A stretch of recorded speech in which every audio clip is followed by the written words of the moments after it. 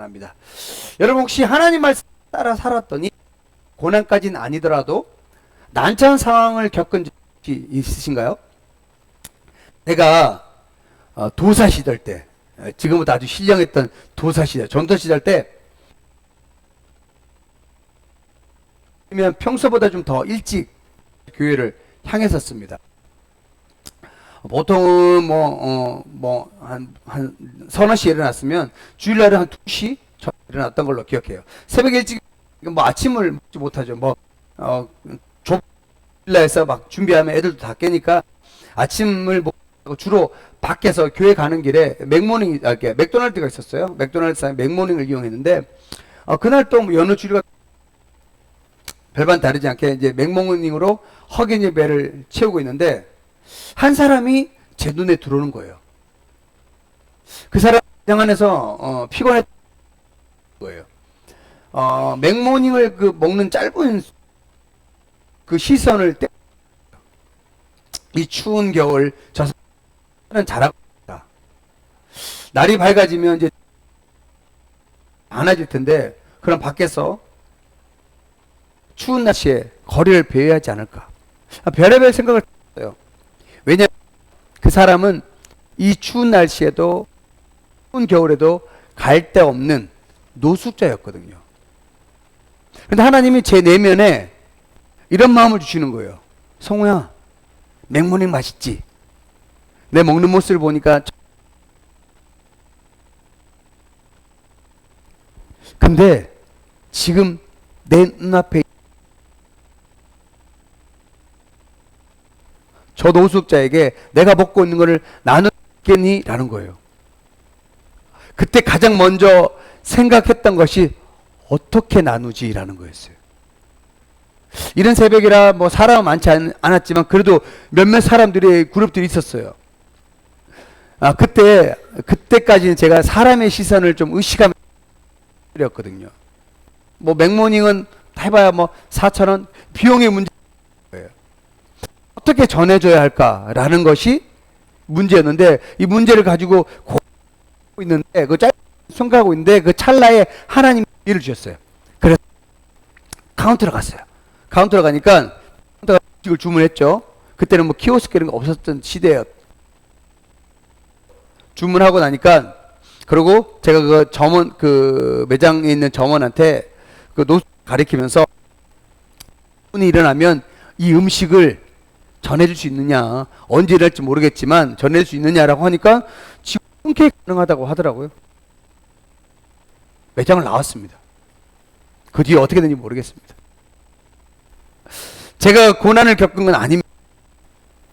그렇다고 난처한 상황을 겪은 것도 아닙니다. 자칫 잘못하면 뻘쭘해지는 그런 상황. 짧은 시간 순종하겠다는 마음보다는요, 이런 표현을 써도 될지 모르겠지만 쪽팔리고 뻘쭘해질까봐 이 핑계 저 핑계 하나님께 토로했었어요. 여러분, 이런 작은 순종도 쉽지 않은데 하나님이 더 큰 순종을 요구할 때는 더 많은 어려움과 저항들이 따르지 않을까요? 좀 더 심하면 반대에 부딪혀 절망 빠지게 될지도 모릅니다. 그런데 이런 일들이 우리에게만 일어나는 것이 아니라 수천 년 전 이스라엘 지도자였던 모세에게도 일입니다. 모세 하나님 뜻 가운데 머물면서 하나님의 말씀에 순종하지만 때문에 심각한 반대에 부딪힙니다. 그 반대에 부딪힘에도 불구하고 한 자에게 영광을 드러내십니다. 오늘 본문을 통해 우리 영광을 드러냈는지 우리 통해 한번 알아보길 원합니다. 자, 오늘 말씀인데요. 출애굽 5장 말씀 좀 읽어볼까요? 좀 길어요. 세 번역인데요. 1절에서 9절까지예요. 읽으면서 우리가 좀 이 내용을 좀 음미하면서 읽어봅시다. 시작. 그 뒤에 모세와 아론이 바로에 가서 말하였다. 주 이스라엘 하나님이 말씀하시기를 나의 백성을 보내라. 그들이 광야에서 나의 절기를 지켜야 한다 하셨습니다. 이렇게 대답했습니다. 그 주가 있는데 나더러 그의 말을 듣고서 이스라엘을 보내라 것이냐? 나는 주를 알지도 못하니 이스라엘을 보내지 않겠다. 그들이 알아였다. 히브리 사람의 하나님이 우리에게 나타나셨습니다. 우리가 광야로 길을 가서 주 우리의 하나님께 제사를 드릴 수 있게 허락하여 주십시오. 그렇게 하지 않으면 것입니다. 이집트의 왕은 그들에게 이렇게 대답하였다. 모세와 아론 들어라. 너희는 어찌하여 백성이 일을 하지 못하게 하느냐. 어서 물러가서 너희 할 일을 하여라. 바로가 말을 이었다. 그들이 이집트 땅의 백성보다도 더 많았다. 그런데도 너희 그들이 일을 중단시키려 드는구나. 바로는 그날로 이스라엘 백성을 부리는 강제노동 감독관과 작업 반장에게 명령하였다. 너희는 벽돌을 만드는데 쓰는 짚을 더 이상 이전처럼 저 백성에게 대주지 말아라. 그들이 직접 가서 집을 모아 오게 하여라. 그러나 벽돌 생산량은 이전과 같게 하여라. 만들어내는 벽돌의 수가 줄어들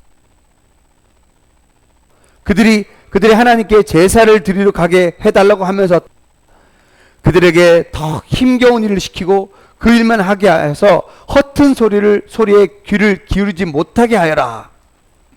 어떤 내용인지 알겠죠? 여러분 드디어 있잖아요. 모세와 아론이 바로와 대면하는 장면이 이 5절 등장합니다.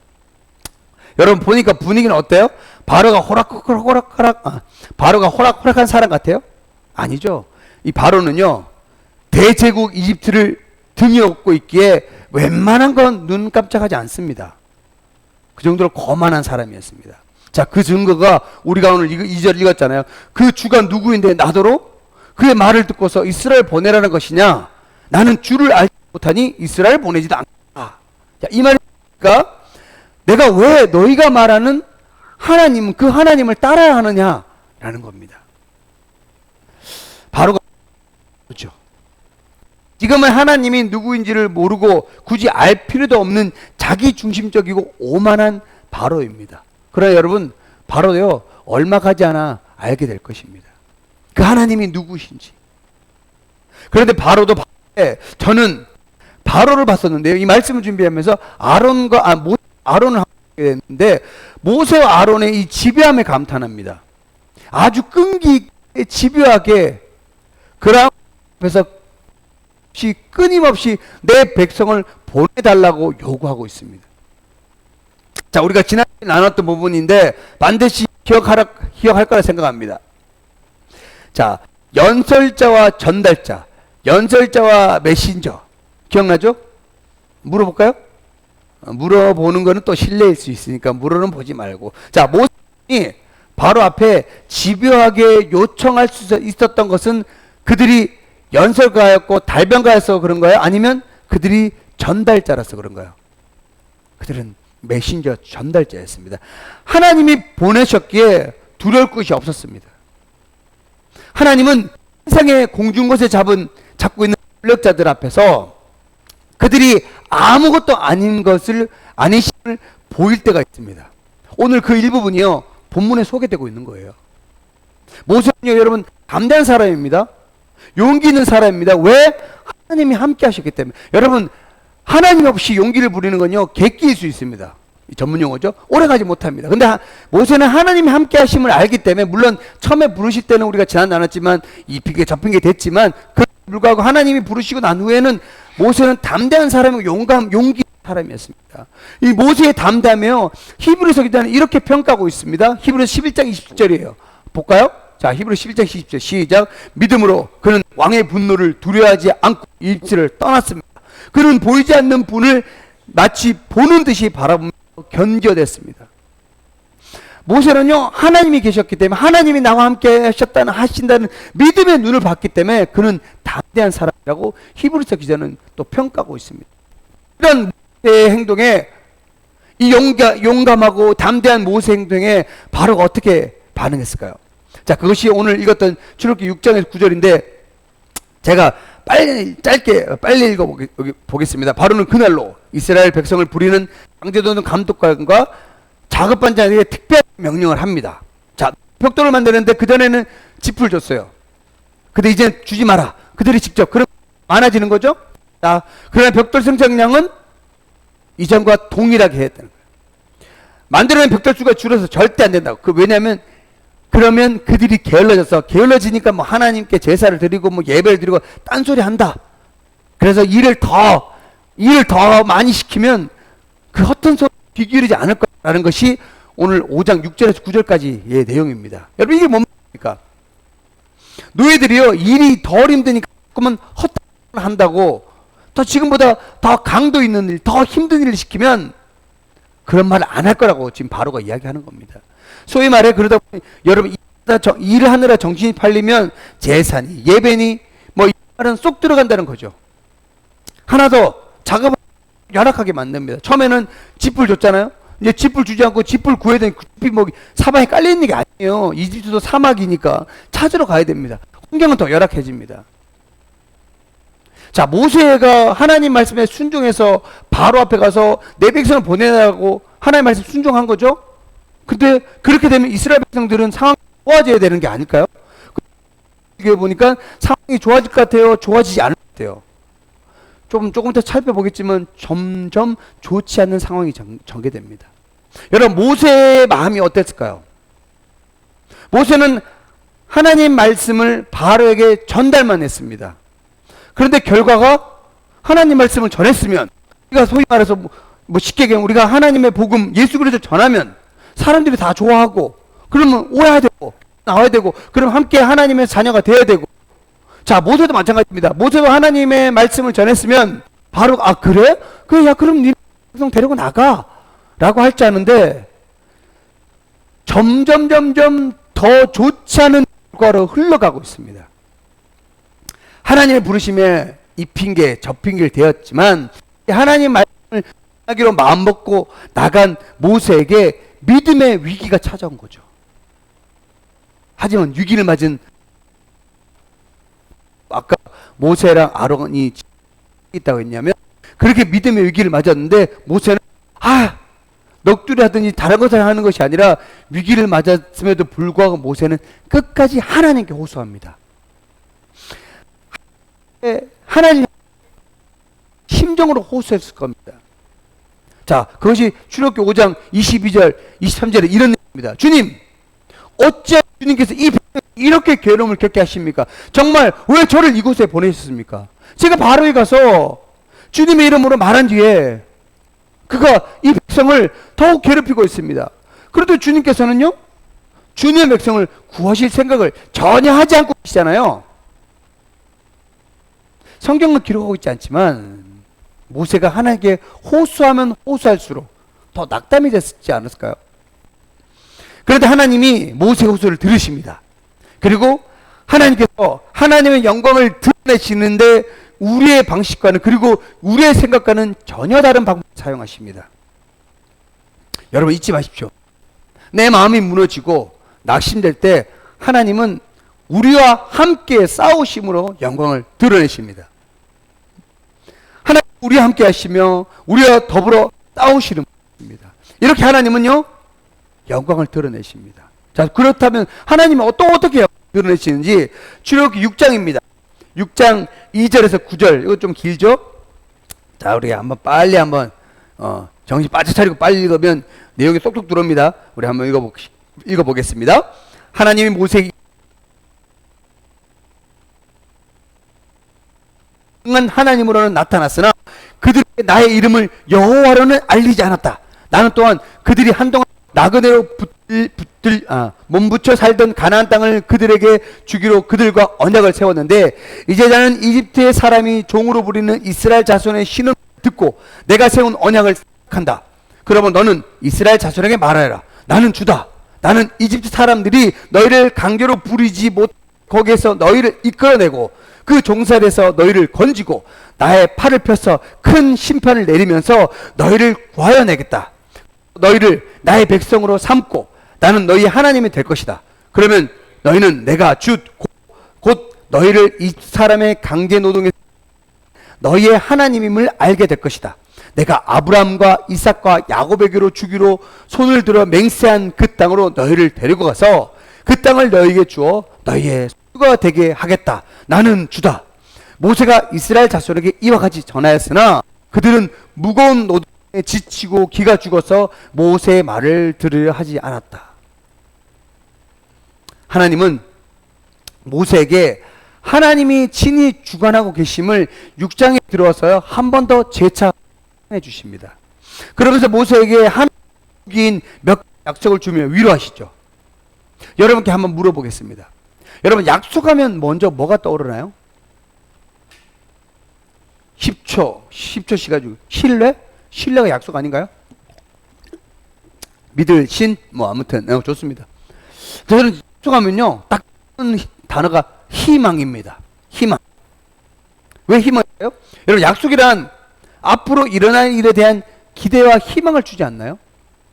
하나님이 모세에게도요, 약속으로 말미암아 희망을 주십니다. 그런데 여러분, 제가 일전에 언급을 했지만 하나님의 약속은 무엇과 지난주에 얘기했습니다. 하나님의 약속은 무엇과 연결되죠? 구원과 연결된다고 말씀드렸습니다. 하나님이 이 약속을 강조하기 위해서 우리 6장 2절에서 9절까지 내가 무엇을 하리라는 표현으로 강조를 하고 있어요. 자, 그 첫 번째가 6절 상반절입니다. 나는 주다. 나는 이집트 사람 너희를 강제로 부리지 못하게 거기에서 이끌어내고 그 종살에서 너희를 건지고. 자, 이 약속을 강조하시면서 하나님은 이스라엘의 해방을 말씀하고 있습니다. 해방은 바로 구원이죠. 하나님은 이스라엘 백성을 노예에서 해방시키십니다. 그들을 구원하시고 중재자 모세를 통해 축복의 사건을 일으키십니다. 이것은 믿음으로 이루어진 것이지 이스라엘 힘으로 이뤄낼 탈출이 아닙니다. 하나님이 이들을 애굽에서 탈출시킨 이유가 뭐라고 했죠? 지난주도 안 했고 오늘도 말씀일 건데, 하나님을 예배케 하기 위해서. 하나님을 위해서. 잊지 마십시오.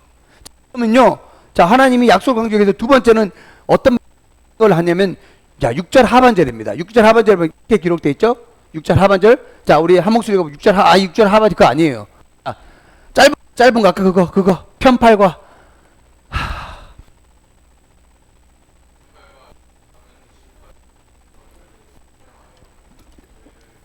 그거 아니에요. 자, 두 번째는 속량입니다. 이 단어의 속량이라는 단어의 1차적인 의미는요, 사 드린다는 뜻입니다.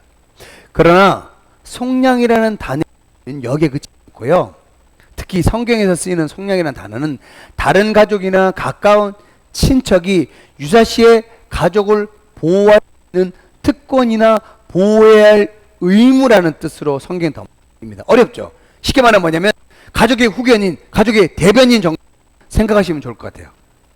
이스라엘 백성을 지키고 보호하기 위해서 오신다는 점에서 하나님은 궁극 구속주 구원자이십니다.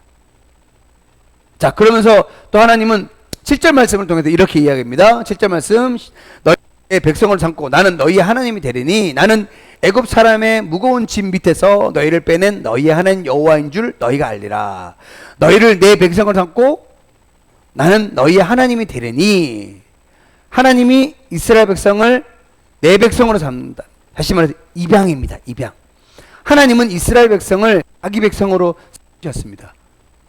자, 더 나아가 출애굽기 4장 찾아보지 않겠지만 출애굽기 4장 20은 이스라엘을 내 아들, 내 장자, 이들을 내 아들이라고 부르기도 했습니다. 그래서 입양이라고 얘기한 겁니다. 여러분, 이건요, 하나님은 놀라운 사랑입니다. 하나님은 속량으로 우리를 끔찍한 상황에서 건져주셨어요. 근데 그걸로 끝나지 않아요. 양자에서 하나님의 가정에 속하게 했습니다.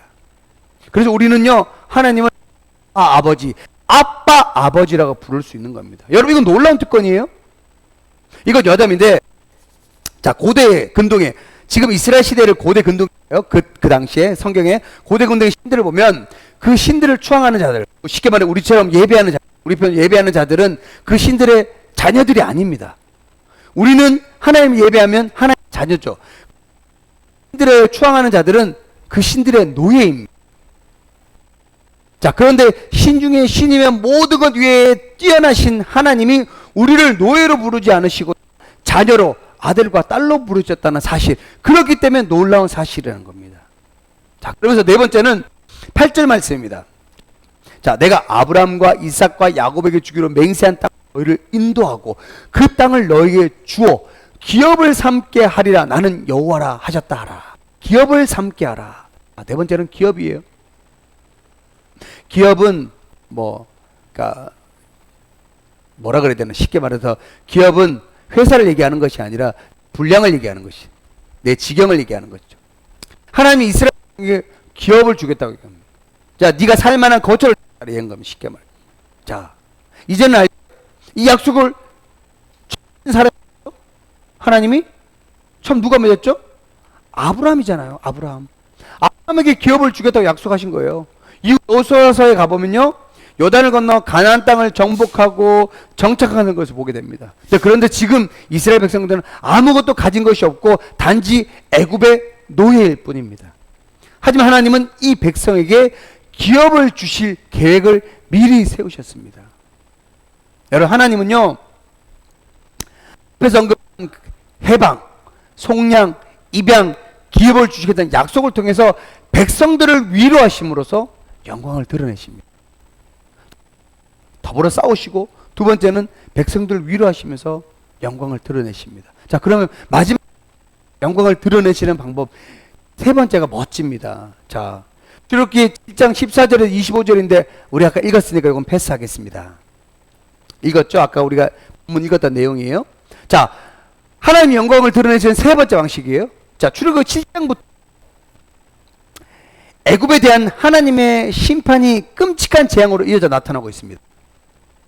하나님은 애굽을 심판하는데요, 애굽을 심판하는 애굽 사람들뿐만 아니라 우리가 조금 영상을 보지만 하나님이 애굽 사람들만 심판하는 것 같은데 아니요, 애굽의 신들까지 심판하시는 겁니다. 자, 시의 사고는 내가 믿는 신과 네가 믿는 신과의 싸움이 벌어져요. 그 싸움에서 승리한 신이 더 강한 신이 되는 거예요. 한마디로 신들의 전쟁이죠. 대노한 람세스가 직접 지켜보고 있는 상황. 불량 및 창고를 털어버린 이들에 대한 무자비한 진압이 계속되는 그때 3일 동안 이집트의 어둠이 내리자 태양신 라가 퇴색됩니다. Is that you? One more thing happens. You see every Hebrew child drowning in the Nile. I am the God! I am the God! 모세도 이집트인들이 고통받는 걸 반기지는 않았습니다. To see the people who I grew up with suffering this much. I want to see them on their knees begging for it to stop! You cannot do this. 신이거나 신의 사자로 보이는 이 소녀는 역대급 대재앙을 마음먹은 듯 했습니다. 양의 피를 목기둥에 바르지 않은 집안의 첫째 아이는 모두 죽을 거라 하죠. 모세는 히브리인 노예들에게 이 역대급 대재앙을 피할 방법을 알려줬지만 이집트 시민들은 그 누구도 양피를 문 앞에 바르는 행동을 취하진 않았습니다. 지구가 자전할 때 춘분점 세차운동으로 인하여 축이 여권뿔 모양을 취하는데, 이로 인해 당시엔 황수자리 시대가 끝나고 양자리 시대에 돌입할 때라 양을 제물로 삼고 양피를 발라 동족임을 확인하고 결속을 다지는 데서 나온 것이었습니다. 약속된 시간이 되고 어둠이 이집트 전역을 뒤덮죠. 암흑은 이집트 왕국 멤피스까지 들이닥치는데 왕실의 촛불도 꺼져버리고 Ramesses. 파라오 람세스의 장자 또한 이 불행을 피해갈 수 없었습니다. 이집트에는 자식을 잃은 부모의 통곡 소리가 가득 찼죠. 야, 끄셔도 됩니다. 다음 날이 이제. 되고 람세스는 군부대를 이끌고 지금 애굽에서 일어난, 이 출애굽 보면 애굽에 일어난 10가지 재앙이 피, 개구리, 이 파리, 가축의 죽음, 그리고 악성 종기, 우박, 메뚜기, 흑암, 천한 것의 죽음, 장자의 죽음, 10가지예요. 여기 설명이 잘 돼 있죠. 이 10가지는요 다 애굽의 신들을 상징하고 있는 거예요. 자, 오늘은 시간 관계상 첫 번째 재앙인 피, 나일강물이 바뀐 재앙만 나눕니다. 여러분, 나일강은요 애굽의 생명과 같은 곳이에요.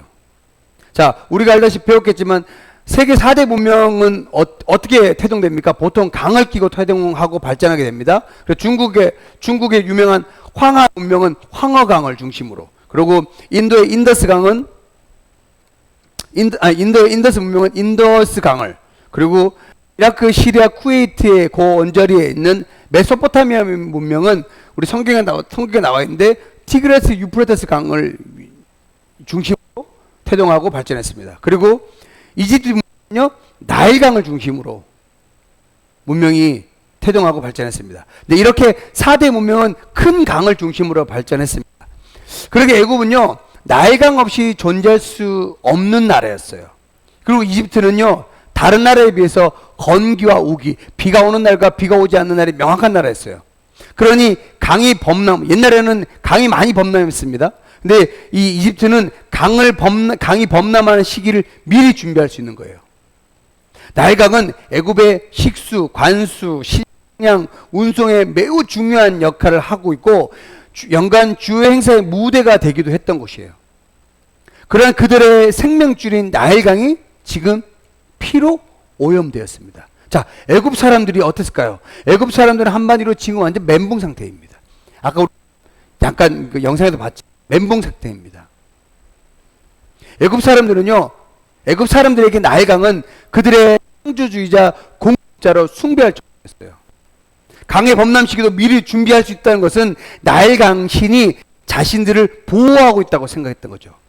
그런데 하나님은 이 웅장한 나일강물을 피로 바꾸심으로써 그들의 나일강이란 그 신을 완전히 무너뜨린 겁니다. 근데 바로는요, 첫 번째 재앙에서는 전혀 놀라운 기색이 없어요.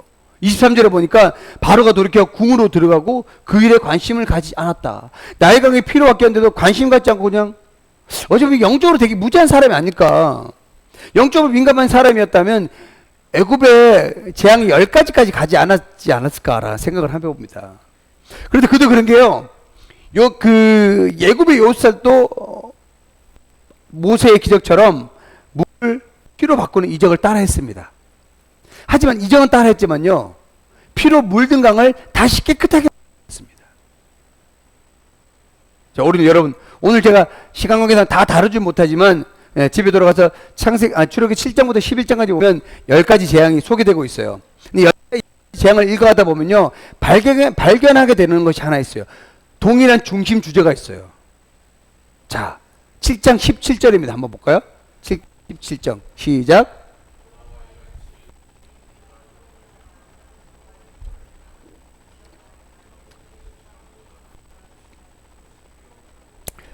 제가 이렇게 색깔로 해놓으면, 일부러 색깔로 해놓으면 나 같으면 이렇게 읽겠어요. 여호와가 이거지. 내가 이로 말미암아 나야, 이렇게 뭐 강조를 할 건데, 바로 내가 여호와인 줄 알게 하는 거예요. 하나님이 애굽 신들을 하나씩 깨는 이유가 이스라엘 백성뿐만 아니라 애굽 사람들도 하나님 누구인지 알게 돼요. 여러분 한번 묻겠습니다. 우리가 이제 소위 말해 출애굽할 때 장정만 주시면 한 64, 한 200만 정도 추정을 해요. 근데 200만이 출애굽할 때, 애굽을 탈출할 때 애굽 사람들만 있었을까요? 아니에요. 이집트 사람도 있었을 거예요. 또 이스라엘 백성 아닌 사람도 있었을 거예요. 그런데 하나님을 보고 하나님 믿고 따라갔던 사람들은 다 애굽했다는 겁니다. 하나님 그걸 원했던 거예요. 이스라엘 백성만 하나님을 알게 하는 것이 아니라 열방이 하나님을 알게 하는 겁니다. 여러분, 주님만이 하나님이실 줄을 모두가 알게 됩니다. 잊지 마십시오. 하나님이 하나님이신 것을 우리가 알기를 원하신다는 사실입니다. 말씀을 마무리합니다. 여러분, 하나님은 오늘 또 하나님 영광이 드러나기 원합니다. 출애굽의 시기엔 순종하는 자와 더불어 싸우심으로, 또 자기 백성을 위로하심으로, 또 거짓 맞서심으로 영광을 드러내셨습니다. 하나님이 그렇게 영광을 드러내시면서 이들을 출애굽시킨 이유는 바로 하나님을 어떻게 예배케 하기 위해. 이게 중요합니다. 하나님을 예배케 하기 위해서. 그렇다면 우리도요, 이곳에서 드리는 예배로만 그치는 것이 아니라 주중에 삶의 자리가 예배의 자리가 되어야 됩니다. 자, 그렇다면 삶의 자리 예배가 돼. 그럼 맨날 찬양하고 막 찬송하고 이런 이야기가 아닙니다. 정말 중요한 거죠. 삶의 자리에서 예수님을 드러내는 삶을 살아야 됩니다. 예수님의 인격이 뭘까요? 갈라디아서 5장은 이렇게 기록합니다. 우리 한번 봅시다. 오직 성령의 열매는 사랑과 희락과 화평과 오래 참음과 자비와 양성과 충성과 온유와 절제니 이 같은 것을 금지할 법 없이 없느니라. 자, 뭐죠? 오직 성령의 열매는 사랑과 희락과 화평과 오래 참음과 자비와 양성과 충성과 온유와 절제. 이 9가지 열매 바로 예수님의 인격입니다. 여러분, 이 성령의 9가지 열매가 바로 예수님의 인격, 예수님의 인성이라는 겁니다. 내 삶의 자리가 어떤 거 중요하지 않아요? 하지만 예수님의 인격인 성령의 9가지 열매가 맺히기 시작하는 거 아닌가? 이것이 중요한 것입니다. 이번 주 말씀 보면서요, 이걸 어떻게 적용을 할까? 하나님은 하나님을 예배케 하는 걸 원하십니다. 자, 그렇다면 우리의 삶 자리에서 예수님의 인격을 드러내는 것, 그것이 바로 하나님께 영광을 돌리는 겁니다. 이번 한 주 출애굽에 나타난 하나님의 영광이 우리의 삶의 자리에서 귀한 열매가 맺힘으로 말미암아 하나님의 영광을 드러내는 삶을 살아가시기를 주의 이름으로 축원합니다. 아멘.